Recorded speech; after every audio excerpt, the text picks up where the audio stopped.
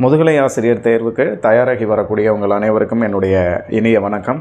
நாம் education and மெத்தடாலஜியில் chapter 8ல் நம்ம already ஒரு வீடியோ நம்ம பார்த்துருக்கோம். அதை தொடர்ந்து இது 2வது வீடியோவில் நம்ம முக்கியமான ஒரு 2 கான்செப்டை பற்றி நம்ம பார்க்க போகிறோம். ரொம்ப சிம்பிளாக தான் இருக்கும். ஸோ அதை பார்த்து முடிச்சுட்டு அடுத்த வீடியோ இன்றைக்கி ரெடி பண்ணி நாளைக்கு ஒரு வீடியோ போட்டுடுறேன். அந்த வீடியோவில் ஒரு 20 கேள்விகள் அடங்கிய ஒரு டெஸ்ட்டும் உங்களுக்காக இருக்கும். நீங்கள் அதில் அட்டன் பண்ணி நீங்கள் ஸ்கோரும் தெரிஞ்சுக்கலாம், பார்த்துக்கலாம். ஸோ இந்த வீடியோக்குள்ளே நம்ம இன்றைக்கி போகலாம்.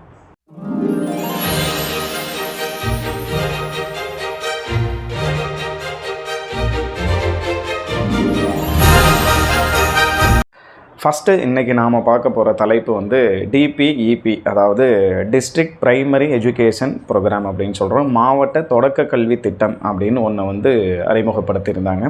ஸோ இதோடைய நம்ம இந்தியாவில் இருக்கக்கூடிய எந்த கல்வி திட்டமாக இருந்தாலும் சரி, அதோடைய நோக்கம் என்னவாக இருக்கும் அப்படின்னா, அது எந்த நிலைக்கு, அதாவது எந்த வகுப்புக்கு பண்ணுறாங்களோ அந்த வகுப்பில் இல்லைன்னா அந்த நிலையில் இருக்கிற எல்லாருக்கும் அனைவருக்கும் கல்வி கொடுக்கணும் அப்படிங்கிறது தான் அந்த திட்டத்தோட முக்கிய நோக்கமாக இருக்கும். ஸோ அதன்படி இது வந்து பிரைமரி எஜுகேஷன் அப்படிங்கிறதுனால அனைவருக்கும் தொடக்க கல்வி அப்படிங்கிறத ஒரு நோக்கத்தை அடிப்படையாக கொண்டு தான் இந்த திட்டம் வந்து அறிமுகப்படுத்தப்பட்டுச்சு. அதாவது to achieve universalization of primary education, யாரையும் விட்டுறக்கூடாது, எல்லாருக்கும் தொடக்க கல்வி கொடுத்துடணும் அப்படிங்கிறதுக்காக கொண்டு வரப்பட்டது. ஸோ இதோட முக்கிய நோக்கம் என்ன அப்படின்னு பார்த்தோம்னா, ரிட்டென்ஷன் இருத்தி வைக்கணும், ஜெண்டர் இதை வந்துட்டு டிஸ்பாரிட்டிஸை வந்து, அதாவது பாலின அடிப்படையில் இருக்கக்கூடிய பிரச்சனைகள், இப்போ ஆண்களுக்கு அதிகமாக கிடைக்கிது, பெண்களால் கல்வி படிக்க முடியலைங்கிறதெல்லாம் தடுத்துடணும், அதை குறைக்கணும். அதுக்கப்புறம் ரீஜனல் டிஸ்பாரிட்டிஸ், இது எல்லாத்தையும் வட்டார அடிப்படையில் அவங்களுக்கு வந்து கல்வி கிடைக்கிறது தடையாக இருக்குது. இப்போ மலையில் வாழ்கிறாங்க, அவங்களுக்கு வந்து கல்வி ரொம்ப கஷ்டமாக இருக்குது, கிடைக்கல அப்படிங்கிறதெல்லாம் எல்லாத்தையும் குறைக்கணும். முக்கியமாக யார் அப்படின்னா, சோசியலி டிஸ்அட்வான்டேஜ்டு குரூப், சமூகத்தில் பின்தங்கிய நிலையில் இருக்கக்கூடிய குழுக்களில் இருக்கிறவங்களுக்கு கல்வி கிடைக்கிறதுக்குள்ள இருக்கிற பிரச்சனைகளை வந்து குறைக்கணும் அப்படிங்கிறது தான் இந்த திட்டத்தோட அடிப்படை. 1994 சென்ட்ரலி ஸ்பான்சர்டு ஸ்கீம், அதாவது மத்திய அரசு முழு நிதியும் ஒதுக்கி இந்த திட்டத்தை வந்து அறிமுகப்படுத்தினாங்க 1994. முக்கியமாக ஒரு 42 மாவட்டங்களில் இந்த டிபிஇபி ப்ரோக்ராம் வந்து அறிமுகப்படுத்தப்பட்டுச்சு. அதில் எந்தெந்த மாநிலங்கள் அப்படின்னு பார்த்தோம்னா, நம்ம வந்து மத்திய பிரதேஷ், அஸ்ஸாம், ஹரியானா, மகாராஷ்டிரா, கர்நாடகா, தமிழ்நாடு, கேரளா, இந்த மாநிலங்கள்லாம் முதற்கட்டமாக 42 மாவட்டங்களில் இந்த டிபிஇபி ப்ரோக்ராம் வந்து அறிமுகப்படுத்தப்பட்டுச்சு. அதுக்கப்புறம் ஒரு 10 மாவட்டங்களில் வெஸ்ட் பெங்காலும் ஆந்திர பிரதேசும் சேர்த்து 10 மாவட்டங்களுக்கு வந்து எக்ஸ்டெண்ட் பண்ணாங்க இந்த திட்டத்தை.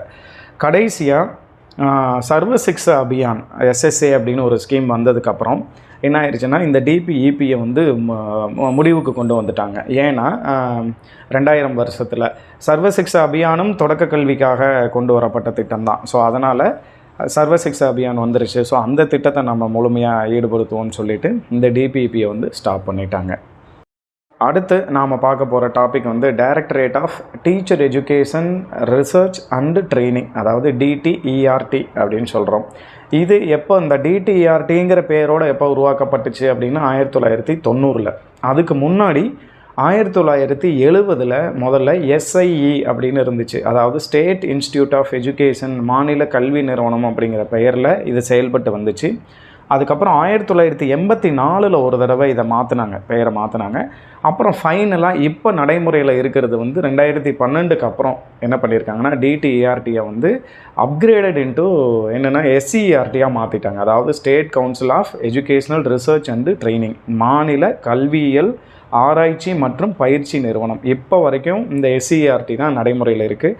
அதாவது சென்ட்ரலில் என்சிஇஆர்டி, நம்ம ஸ்டேட்டில் வந்து எஸ்சிஇஆர்டி அப்படிங்கிறது நடைமுறையில் இருக்குது. இப்போது எஸ்சிஆர்டியாக மாறி இருக்கக்கூடிய இதனுடைய ஃபங்க்ஷன்ஸ் என்னென்ன செயல்பாடுகள் அப்படின்னு பார்த்தோம் அப்படின்னா, ஸ்டேட் போர்டு டீச்சர் எஜுகேஷனுக்கான, அதாவது மாநில அரசால் நடத்தக்கூடிய ஆசிரியர் கல்வி என்ன பாடப்பிரிவு இருக்குதோ அதுக்கு வந்து விதிமுறைகளை, நாம்ஸு, பாலிசி, கொள்கைகள் இது எல்லாத்தையும் ஏற்படுத்தி தர்றது வந்து நம்ம எஸ்சிஆர்டியோட வேலை தான். அதாவது என்னென்னா, இங்கே மாநில அளவில் ஆசிரியர் கல்வி நடத்துகிறது வந்து ஒன்று தான். என்ன அப்படின்னா, நம்ம வந்து டீச்சர் எஜுகேஷன் ப்ரோக்ராமுக்கு வந்து டயட்டு, ஒரு மாவட்டத்துக்கும் மாவட்ட ஆசிரியர் பயிற்சி நிறுவனம் அப்படின்னு ஒன்று செயல்பட்டு வந்துச்சு. ஸோ அந்த மாவட்ட ஆசிரியர் பயிற்சி நிறுவனத்தில் மாணவர்களை டிப்ளமோ இன் டீச்சர் எஜுகேஷன், அதாவது டிடிஎட்னு முன்னாடி இருந்துச்சு, இப்போ பேரை வந்து டிப்ளமோ இன் எலிமெண்ட்ரி எஜுகேஷன்னு மாற்றிட்டாங்க. ஸோ அதை வந்து நடத்துறதுக்கான விதிமுறைகளை உருவாக்கி தர்றது வந்து எஸ்சிஆர்டியோடைய வேலை தான். அது வந்து ஃபஸ்ட்டு. அதுக்கப்புறம் அடுத்தது பார்த்தோம்னா responsible for conducting in service training for teacher and teacher educators அப்படின்னு சொல்கிறோம். அதாவது ஆசிரியர்களுக்கான பணியிடை பயிற்சி எல்லாத்தையுமே பிளான் பண்ணி தர்றவங்க வந்து இந்த எஸ்சிஆர்டி தான். இந்த எஸ்சிஆர்டி வந்து சென்னை நுங்கம்பாக்கம் அந்த இடத்துல செயல்பட்டுட்டு வருது. இவங்க இங்கே யார் ஒர்க் பண்ணுவாங்க அப்படின்னு பார்த்தோம்னா எஸ்சிஆர்டியில் இருக்கக்கூடிய, அதாவது பிஜி வித் எம்எட் கம்ப்ளீட் பண்ணவங்களை வந்து லெக்சரர் அப்படிங்கிற ஒரு போஸ்ட்டுக்கு இது தனியாக கால்ஃபர் பண்ணுவாங்க. நீங்கள் உங்கள் டிஆர்பி வெப்சைட்லலாம் பார்த்தீங்கன்னா கூட தெரியும். ஸோ அவங்க லெக்சரர்ஸாக இருப்பாங்க. அதே மாதிரி டயட்டில் மாவட்ட ஆசிரியர் பயிற்சி நிறுவனத்தில் ஒர்க் பண்ணுறவங்களும் அங்கேயும் லெக்சரர்ஸ் தான். ஸோ இவங்க எல்லாருமே அதோடு சேர்ந்தவங்க, ஒரே qualification PG with MEd qualification இருக்கிறவங்கள வந்து இதுக்கு தகுதியாக எடுத்துக்கிறாங்க. அவங்க தான் வந்து என்ன பண்ணுவாங்க அப்படின்னா, அந்த ஒரு குழு, அதுக்கு ஒரு ஹெட்டு ஜேடி இவங்கெல்லாம் இருப்பாங்க. அவங்கெல்லாம் சேர்ந்து நம்ம ஆசிரியர்களுக்கு எந்த தலைப்பில் பணியிடை பயிற்சி வழங்கலாம், இப்போ பாடத்திட்டம் மூலமாக வழங்கலாமா என்னன்றதை ஒவ்வொரு வருடமும் அரசு பள்ளி ஆசிரியர்களுக்கு, இப்போ அதெல்லாம் பார்த்தோன்னா கவர்மெண்ட் ஸ்கூலுக்குலாம் நீங்கள் வந்தீங்கன்னா ஒரு மாதத்துலேயும் நமக்கான பயிற்சிக்கான கையேடெல்லாம் இப்போ முன்னாடியே விட்டுடுறாங்க. எந்த மாதத்தில் என்ன பயிற்சி நடக்க போகுது அப்படிங்கிறதெல்லாம் முன்னாடியே சொல்லிடுறாங்க. ஸோ அந்த மாதிரி உங்களுக்கு வந்து என்ன பண்ணுவாங்கன்னா அதை பிளான் பண்ணி தர்றது வந்து எஸ்சிஆர்டி தான். அதுக்கு அடுத்து conduct state level research projects and studies. இது மட்டும் இல்லாமல் ஒரு கல்வியில் என்னெல்லாம் நம்ம வந்து ரிசர்ச் பண்ண முடியும், அதாவது டெவலப் பண்ணணுன்னா என்னெல்லாம் பண்ண முடியுமோ அந்த ரிசர்ச் எல்லாத்தையுமே அந்த ஆக்டிவிட்டி இவங்க பண்ணுவாங்க. பார்த்திங்கன்னா மாவட்ட அளவில் ஆசிரியர்களை வச்சு நிறைய வந்து ஒரு மினி ப்ராஜெக்ட்லாம் பண்ணுவாங்க, மைக்ரோ ப்ராஜெக்ட்லாம் பண்ணுவாங்க. இதெல்லாம் எதுக்காக அப்படின்னா அந்த குழந்தைகளுக்கு நல்லது என்ன கொண்டு போய் சேரணுங்கிறத ரிசர்ச் அது தரக்கூடிய முடிவுகள் அடிப்படையில் என்ன பண்ணுவாங்கன்னா இந்த ஸ்டடீஸ்லாம் வந்து வச்சு கவர்மெண்ட்டுக்கு இவங்க வந்து சஜஸ்ட் பண்ணுவாங்க. ஸோ இந்த வேலைலாம் வந்து எஸ்சிஆர்டியில் நமக்கு நடக்குது. அதுக்கப்புறம் டிப்ளமோ இன் எலிமெண்ட்ரி எஜுகேஷன், அதான் டிஎல்எட், இதுக்கான அட்மிஷன் வந்து கேண்டிடேட்டை செலக்ட் பண்ணுறது ப்ளஸ் அட்மிஷன் ப்ரொசீஜரு இது எல்லாமே வந்து இந்த எஸ்சிஆர்டி தான் பண்ணுவாங்க.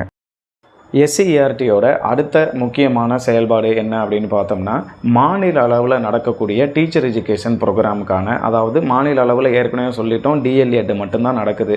ஸோ இதுக்கு சிலபஸை ஃப்ரேம் பண்ணி தர்றது யார் அப்படின்னு பார்த்தோம்னா இவங்க தான். அதுக்கான சிலபஸ் புதுசாக ஒரு கலைத்திட்டத்தை வடிவமைச்சு தருவாங்க. ப்ளஸ் ஏற்கனவே இருக்கிறதுல ஏதாவது மாற்றங்கள் ரிவைஸ் பண்ணி தரணுன்னாலும் அதையும் இவங்க தான் செஞ்சு தருவாங்க. அது மட்டும் இல்லாமல் மாநில அரசு பாடத்திட்டத்துக்கு வந்து இவங்க தான் பொறுப்பு. அதாவது 1ஆவதுலேருந்து 12ஆம் வகுப்பு ஸ்டேட் போர்டில் படிக்கக்கூடிய மாணவர்களுக்கான கலைத்திட்டத்தை வடிவமைச்சு தர்றது, அந்த சிலபஸ் அடிப்படையில் டெக்ஸ்ட் புக்கு அவர்களுக்கான பாடப்புத்தகங்களை வடிவமைச்சு தர்றது எல்லாமே நம்ம எஸ்சிஆர்டியோடைய ஃபங்க்ஷன்ஸ் தான். இவங்க புக்ஸு எல்லாமே சோர்ஸ் எல்லாம் ரெடி பண்ணி கொடுத்துருவாங்க. பாடநூல் கழகம், மாநில அரசில் நடக்கக்கூடிய பாடநூல் கழகம் வந்து நமக்காக புத்தகங்கள் பிரிண்ட் பண்ணி நமக்கு அந்த ஸ்டூடெண்ட்ஸுக்கு கொடுத்துருவாங்க. ஸோ இதுதான் இவர்களுடைய வேலை. நம்ம இங்கே மாநில அரசு அளவில் டீச்சர் டிஎல்எட் மட்டும்தான் ஏன் சொல்கிறோம் அப்படின்னா, டிஎல்எட் மட்டும்தான் மாநில அரசு பாடத்திட்டம் உருவாக்குவாங்க. பிஎட் கோர்ஸுக்கு எம்எட் கோர்ஸுக்கெலாம் பார்த்தோன்னா என்சிடிஇ, அதாவது national council for teacher education, அவங்க வந்து என்ன பண்ணுவாங்கன்னா உருவாக்கி தருவாங்க. அதனால் டீச்சர் ட்ரைனிங் மட்டும் மாநில அரசு அளவில் பண்ணுவாங்க. அதை பண்ணி தரது வந்து எஸ்சிஆர்டி. இதே அப்படியே அங்கே என்சிஇஆர்டி எடுத்திங்கன்னா, national council for educational research and training, அவங்க மாநில அரசுக்கு வந்து எஸ்சிஆர்டி மாதிரி அங்கே மத்திய அரசு இந்தியா முழுவதும் என்ன சிலபஸ் இருக்கணும், அவங்க ஒரே போர்டுக்கு கீழே என்சிஆர்டி புக்ஸ்ன்னு சொல்லுவோம், அதை வடிவமைச்சு தர்றது வந்து என்சிஆர்டி இருப்பாங்க.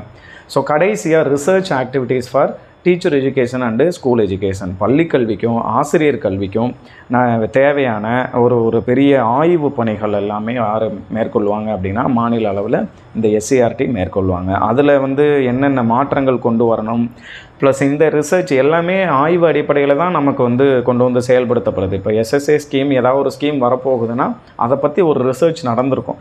அந்த ரிசர்ச் சொல்கிற முடிவை அடிப்படையாக வச்சு நம்ம மாணவர்களுக்கு இல்லை ஆசிரியர்களுக்கு வந்து இதை செயல்படுத்தலாம் அப்படின்னு கொண்டு வருவாங்க. ஸோ அதுதான் இவங்களுடைய செயல்பாடாக இருக்குது. ஸோ இது வரைக்கும் கேட்டவங்க எல்லாருக்கும் நன்றி. அடுத்த வீடியோவில் பார்ப்போம்.